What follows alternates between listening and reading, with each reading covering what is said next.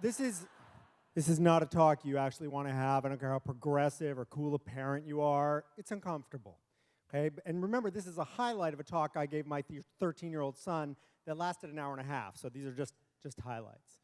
This is not to talk about mechanics either. This is not a talk about intercourse. This is a talk about sex. Okay? The intercourse talk is like when they're 5 or 6.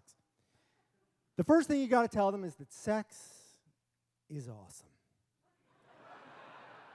There are unicorns, there are rainbows, and they shouldn't worry because as distant as it seems in their future, they're going to get effectively an unlimited supply of sex in their lifetime. Most likely to the point where there may be times when there's an offer of sex and they're too tired to have sex. So they shouldn't stress out. You also need to explain to them that whatever their friends are saying to them, their friends are idiots. And on every topic, and especially on this one. They don't know shit about shit. You also need to explain to them, and this is important, that sex is not a competition. There are no awards, you don't level up. And they'll say, well, what is it then? You say, well, sex is this gift from the universe. Sex is this incredible high bandwidth way to communicate with another human being. And it's important because sex is also a creative outlet. You're going to come up with all kinds of ways to have sex, and it's all good. There's no combination of things.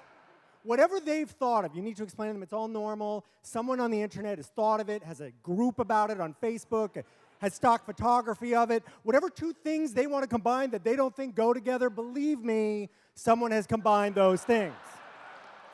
And when they're bored of those two things being combined, they'll add a third component that you would think doesn't belong, but someone decided that clam juice and tomato juice needed, of course, the addition of Bud Light.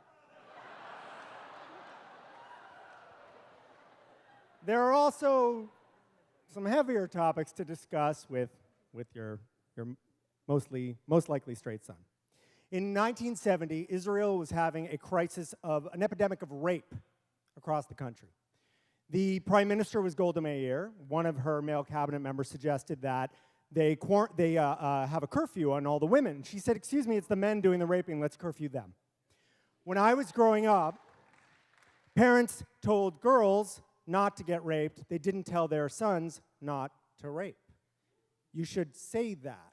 Not just no means no, but enthusiastic, repeated yes is the only thing that means yes. And you have to talk to an adult. It's an adult thing to do. You have to have a trusted adult to talk to. If you can't talk about this adult thing with adult consequences, you can't do it. And as an adult, it's uncomfortable because you're going to ask them, have you ever seen pornography? Which is effectively a rhetorical question because the answer is always yes. And you have to explain to them pornography is like the fast food of sex. They take the salt and the sugar and the fat.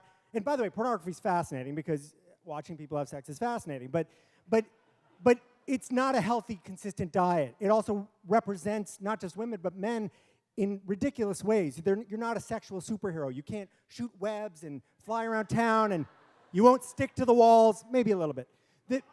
But the worst part is that, and it's not just much of pornography, not all, and not just much of society, or not all of society, but much, portrays women as sexual objects to be used by men.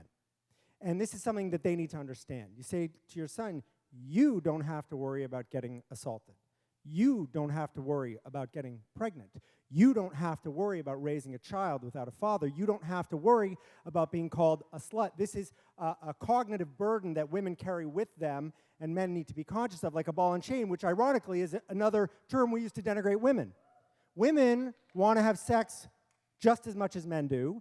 And you say to your son, it's not your job to convince her to have sex with you. It's your job to listen and to say what you want to do and to listen to what she wants to do and to respect each other.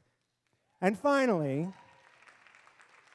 you will want to text or post pictures or videos or VR simulations at some point, and that guy will be watching all of this on the internet, so be careful what you post. And he isn't, then her parents probably are. And in the very worst case, your father is giving the sex talk he gave you a year ago in front of 1,000 people in town hall, which is posted on YouTube.